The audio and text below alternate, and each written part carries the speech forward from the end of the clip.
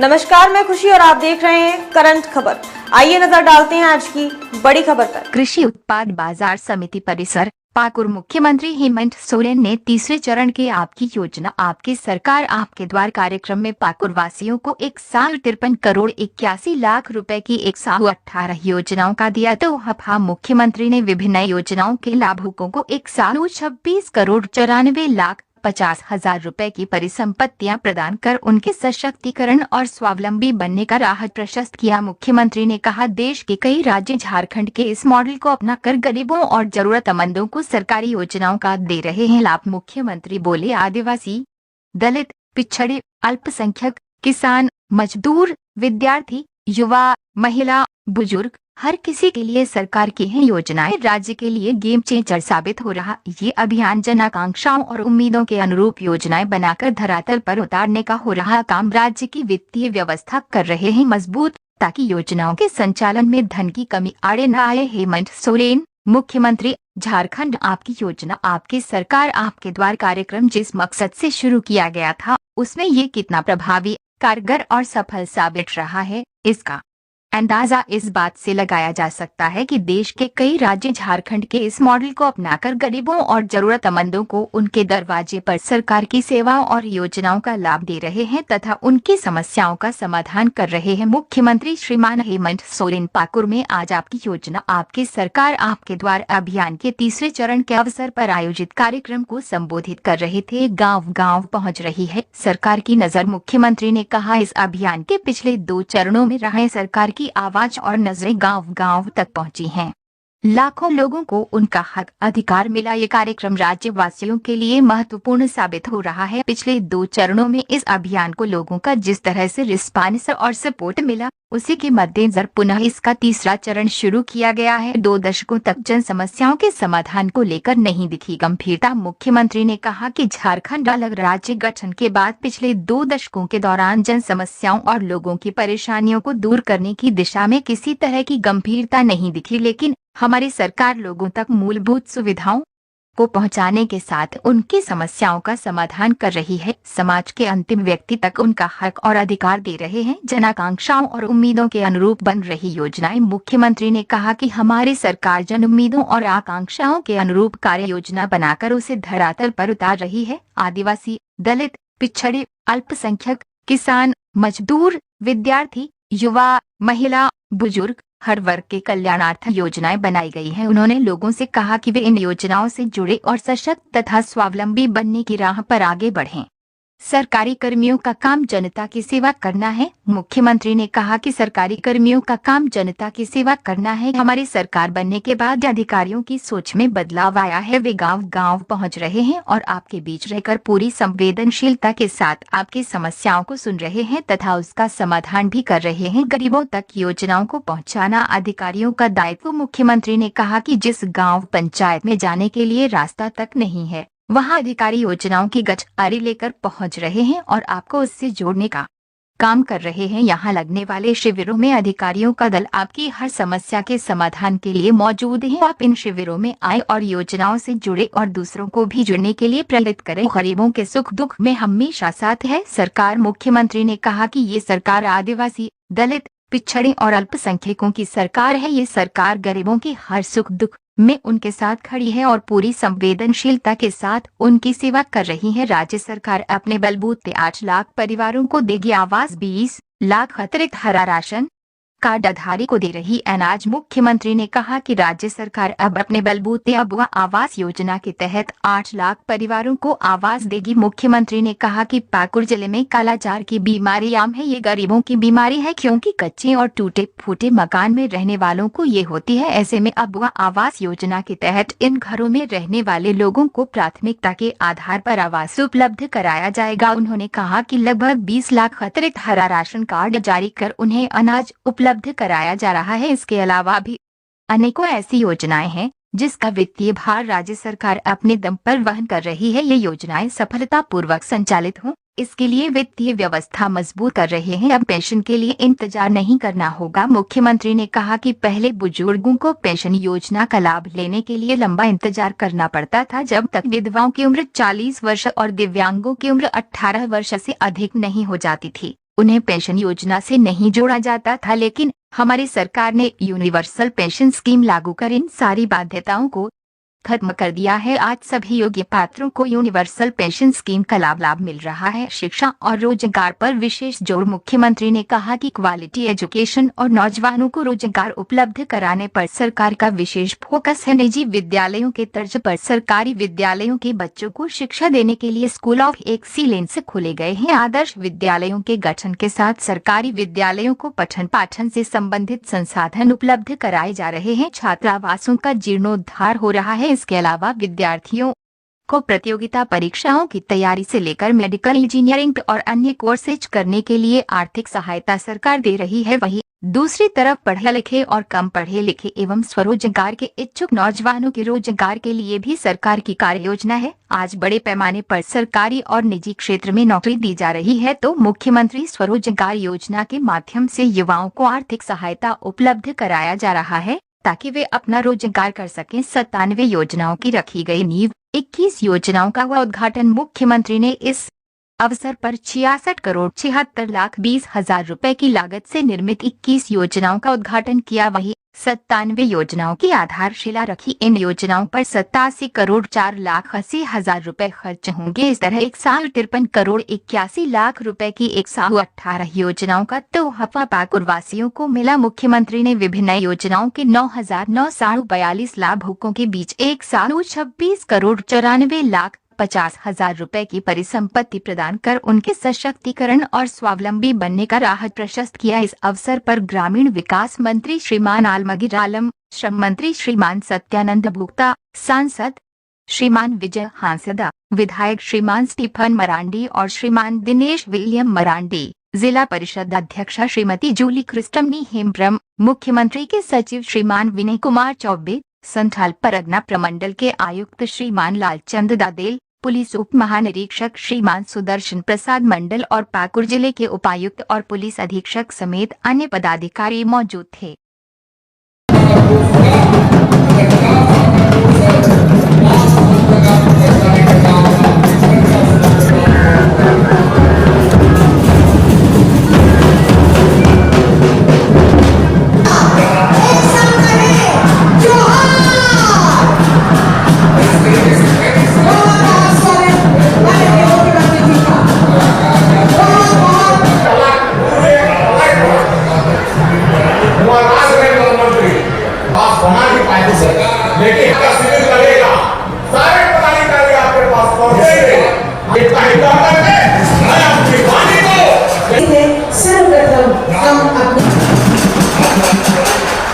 श्री आलमगीर आलम जी हमारे निशा से हम पब्लिक ऑडियो के साथ कर रहे हैं।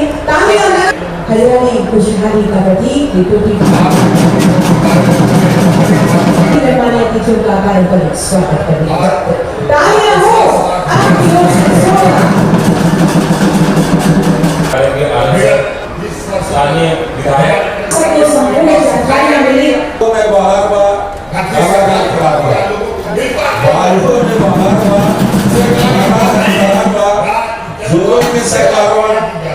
अडानी की सरकार का पतझड़ी की कारोबार संबोधन के लिए बहुत बहुत धन्यवाद।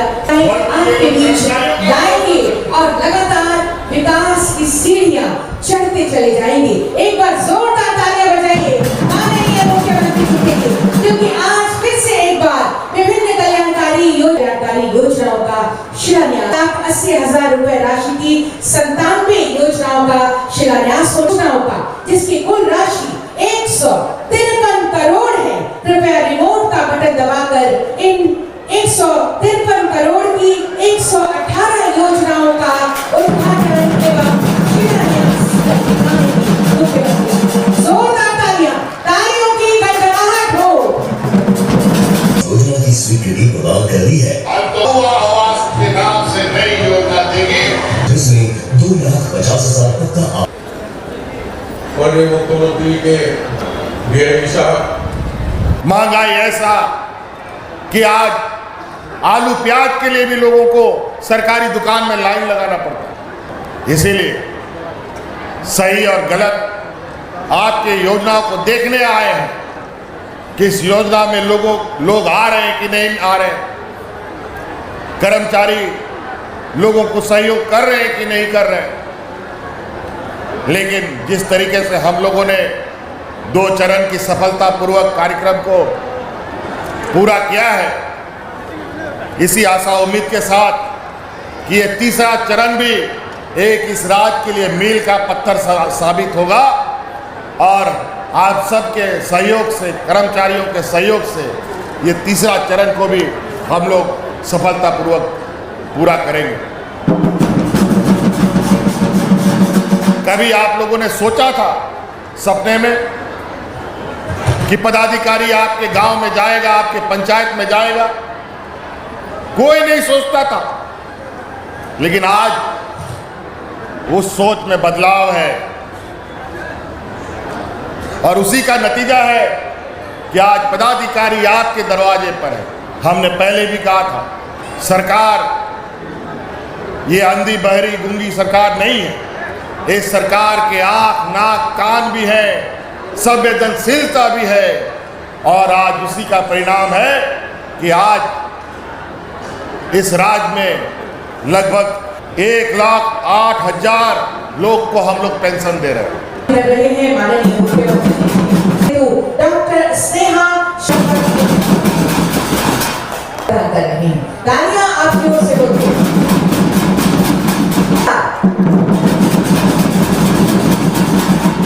कुमार साहब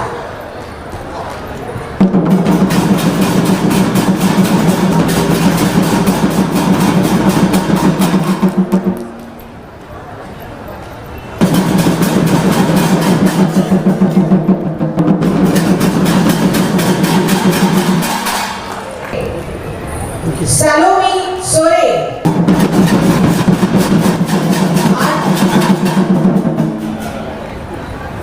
मुख्यमंत्री पशुधन विकास योजना के तहत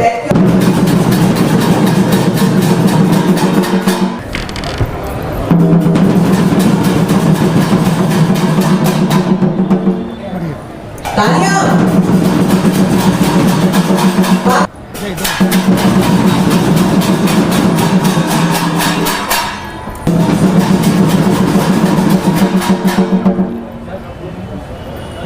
अब हम स्मृति चिन्ह प्रदान कर रहे हैं। स्मृति चिन्ह स्वरूप जोरदार तालियां माननीय मुख्यमंत्री जी को पाकुड़ की इस धरती पर ये स्मृति चिन्ह हमेशा याद रहने वाला ये स्मृति चिन्ह कभी न भूलने वाला ये 20 साल में गुजरात का बेड़ा गर्क है। लोग हाथ पे राशन कार्ड लेकर के भाग करके मर गए। उस समय में कोरोना का कोई महामारी था, हम लोग के वक्त में तो कोरोना भी हुआ, सुखाड़ भी हुआ, कई आपदाएं आई। इस वर्ष में आधा राज्य में सुखाड़ हो गया, आधा राज्य में जो किसान की स्थिति थी किसी तरीके से बच पाया। जब काम इतनी तेजी से देखते हुए और अपने अधिकार के लिए भी लड़ते हुए सरकार की मंशा को देखा, तो इन लोगों ने हमारे बच्चों में षड्यंत्र रचना शुरू कर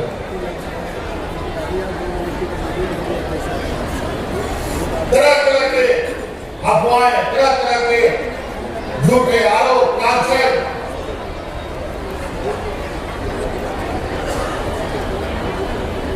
फैलाने का इन लोगों ने काम किया। इन लोगों का क्या योगदान है इस रात के लिए? राज लेने का कोई लोगों कोई आंदोलन, कोई लड़ाई नहीं लड़ा। इस देश के लिए कोई लड़ाई नहीं, कभी नहीं लड़ा। लेकिन आज ये लोग चतुराई से सत्ता में बैठ जाता है और जब ये सत्ता में बैठता है, राज हो या देश हो, उसका बद से बदतर कर देता है। आज केंद्र में उनकी सरकार है। आज देखिए आपके सामने महंगाई बेलगाम घोड़े की तरह दौड़ रहा है। ना पेट्रोल डीजल का दाम घटने का नाम ले रहा है, ना दाल चावल आटा सब्जियों का दाम घटने का नाम ले रहा है।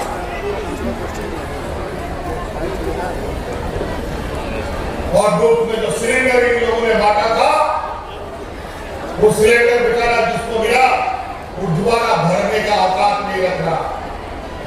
बेचारा सिलेंडर को किनारे घर में कोना में रख दिया, उसके ऊपर ढांचा रख करके उसमें उल्टे सीधे सवाल रख करके उसको पूरा दाम बढ़ा दिया। ये स्थिति है गैस सिलेंडर। और अभी जब जहाज चुनाव हो रहा है, वहां जिस तरीके से 15 लाख आपके खाते में आएंगे, आपके जेब में आएंगे, आपका बक्सा में आ जाएगा, बोल बोल करके लोगों को ठगा। इसी तरीके से जो 1200 का गैस सिलेंडर है, जहां विधानसभा हो रहा है, वहां लोगों को रिझाने के लिए बोलता है कि 400 साढ़े 400 रुपये में सिलेंडर देगी सरकार। अरे वाह, क्या कमाल है। केंद्र की सरकार बोलता है 15 राज्य में 400 देंगे, लेकिन देश में 1200 रुपये। ये क्या आप कभी करें? किस तरीके से झूठा घोषणा है कि कोई नया जुमला है।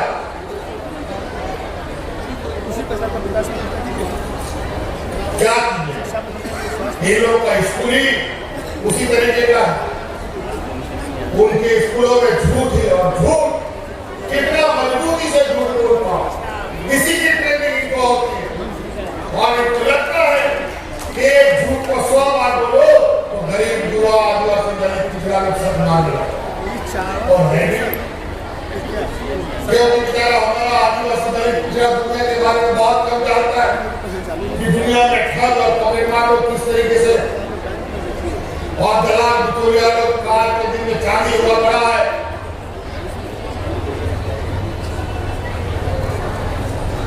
और वही लोग झूठों का पूरा गुलबा, पूरा देश में झूठ फैलाओ और भावनात्मक चाल चल करके, हिंदू मुस्लिम करके, जात धर्म करके, हमें पिछड़ा करके, आदिवासी गैर आदिवासी, हिंदू मुस्लिम एक करके संपूर्ण और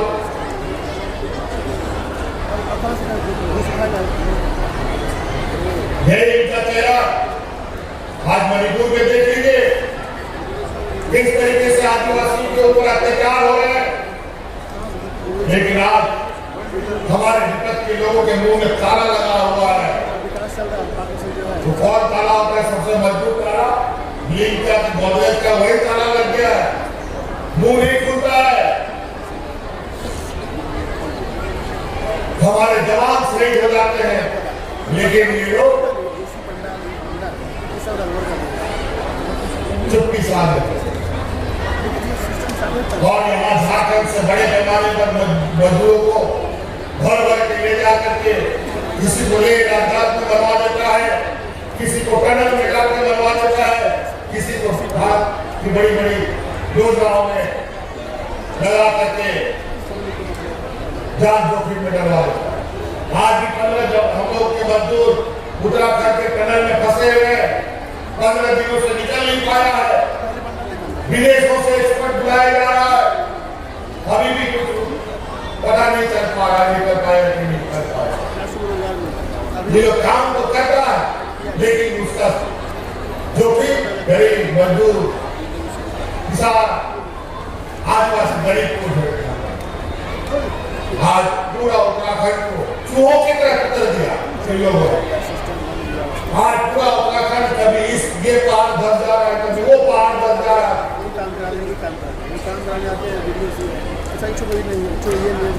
कोई सुरक्षा मानकों का पालन नहीं होता है।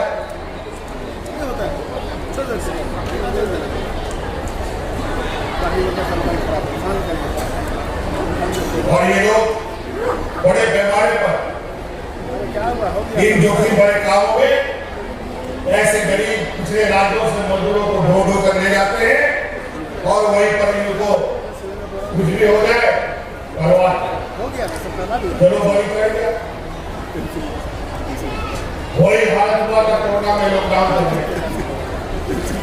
तो कर दिया, लेकिन वो मंजर भारत के इतिहास में काले अध्याय के रूप में लिखा जाएगा। इस कोरोना के लॉकडाउन में महिलाओं को सड़क में बच्चा पैदा करने के लिए, जन्म देने के लिए मजबूर करा है। लोगों को चलते चलते दम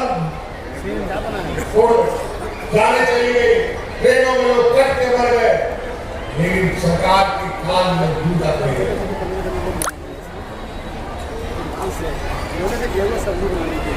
लॉकडाउन अलग, कुछ दिनों के बाद इन लोगों ने आर्थिक रिफॉर्म, आर्थिक फेरबदल इस तरीके से किया लॉकडाउन करके, कि लॉकडाउन ऐसा लॉकडाउन नोटबंदी करके कि घर में गरीब युवा के पास जो पैसा कोई तक सब निकाल के बैंक में निकाल सब लोग लाइन में लग गया। लेकिन नतीजा क्या हुआ? 2000 नोट छापने के बाद भ्रष्टाचार क्या घटा? अगर भ्रष्टाचार घटा तो 2000 नोट की दुकान तुम लोगों ने बंद की। कहीं न कहीं कि 2000 नोट छापने के पीछे भी इनकी गलत मंशा, इनके अपने व्यापारी मित्रों को आगे पहुंचाने का एक गलत योजना। महंगाई ऐसा कि आज आलू प्याज के लिए भी लोगों को सरकारी दुकान में लाइन लगाना पड़ता है।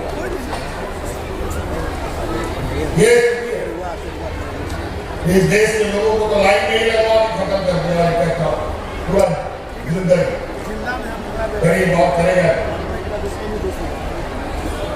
इसीलिए सही और गलत को पहचानने के लिए 5 साल में एक बार आपको मौका मिलता है, लोकसभा और विधानसभा में। इस देश के अंदर आदिवासी दलित जो रिजर्व सीट है, लगभग 131 सीट है लोकसभा में।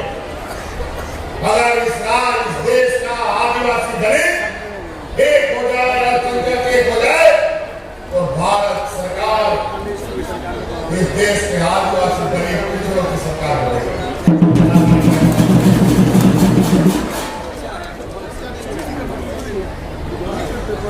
तो कई ऐसी चीजें जो आपको जाननी चाहिए कि देश में आपके पास कितना बड़ा था। लेकिन कुछ लोग बड़े चतुराई से हमारे लोगों को बहला फुसला कर चुनाव के समय अपना फायदा तो कर लेते हैं, लेकिन सरकार में आने के बाद फिर वो जिस गुफा में चले जाते हैं बोलने से नहीं। हम लोग तो ये भारतीय योजना को देखने आए हैं, इस योजना में लोग आ रहे हैं कि नहीं आ रहे हैं। कर्मचारी